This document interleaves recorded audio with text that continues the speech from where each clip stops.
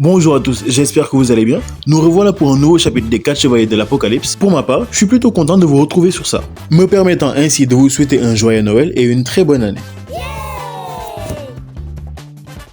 Bien, maintenant que c'est fait, nous allons parler d'un garçon qui est plus sensible qu'il n'y paraît, puis les retrouvailles d'anciens copains, et enfin, le début des hostilités.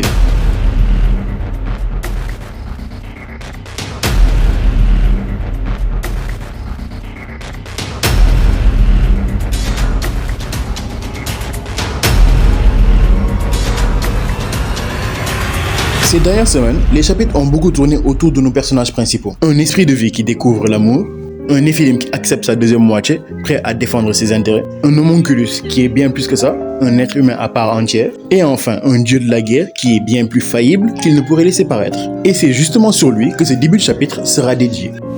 Maintenant, je veux savoir d'où tu viens. On s'est rencontrés des centaines de fois, voire des milliers, lors de rêves si proches de la réalité.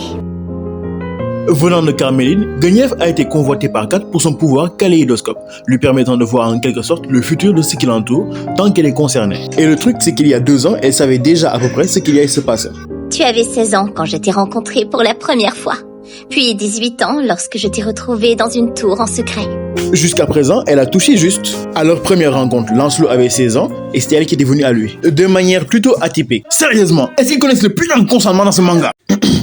Et leur deuxième rencontre se fait au niveau d'une tour comme elle l'avait prédit. Mais cette fois, c'est Lancelot qui vient à elle en s'infiltrant dans le royaume ennemi.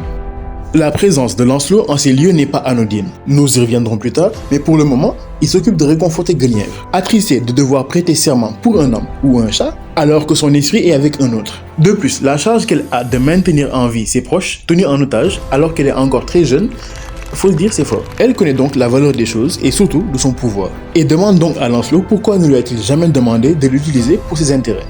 Il cogite un instant et lui dit qu'il a bien trouvé ses amis par hasard et que la destinée de tout être vivant est de mourir, lui signifiant ainsi que ce qui devra arriver, arrivera. Mais personnellement, j'estime qu'il a retenu les paroles de Guenièvre il y a 2 ans où elle lui disait « Abuser de mon pouvoir tu fais, karma plus violent tu auras ». Et généralement dans les films de science-fiction, lorsqu'on change un potentiel futur, cela impacte tout le monde. C'est l'effet papillon. Un battement d'aile ici peut créer une tornade beaucoup plus longue. Étant donné que Kat ne s'est pas privé durant ces 2 dernières années, je crains que la mort de Lancelot, énoncée par Guenièvre pour ses 23 ans, soit plus proche que prévu. Bon, après Senator no Taizai, il y a donc très peu de chances que ça arrive. Bref, le sujet revient sur Lancelot et lui demande quel était le véritable but de cette mission. Il lui remet donc une amulette qu'il conseille de garder sur soi, car il permettrait, une fois activé, de sauver tous ses porteurs du royaume de Camelot.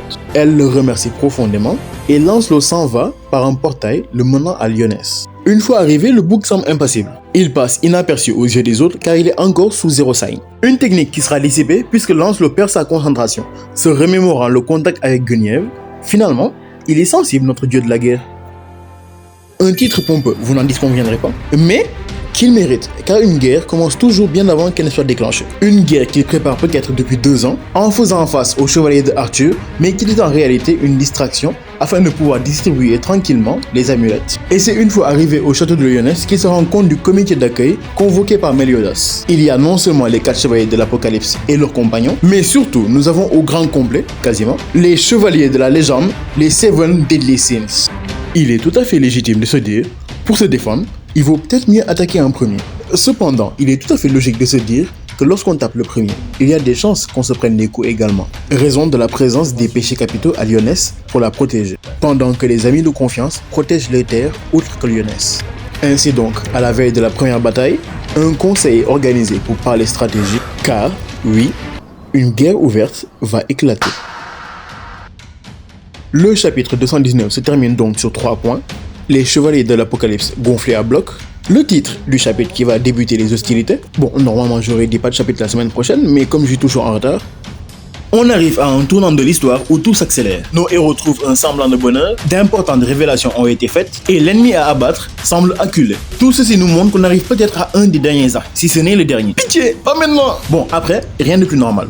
Quasiment toutes les intrigues ont été résolues, je pense. Il reste plus que Merlin à trouver et affronter Kat. À moins que Nakaba nous sorte quelque chose de son chapeau. J'espère, mais j'en doute quand même. La guerre fera rage. Les amulettes éloigneront le peuple du danger, permettant aux chevaliers de l'Apocalypse de raser Camelot, qui ne peut échapper une deuxième fois à son destin.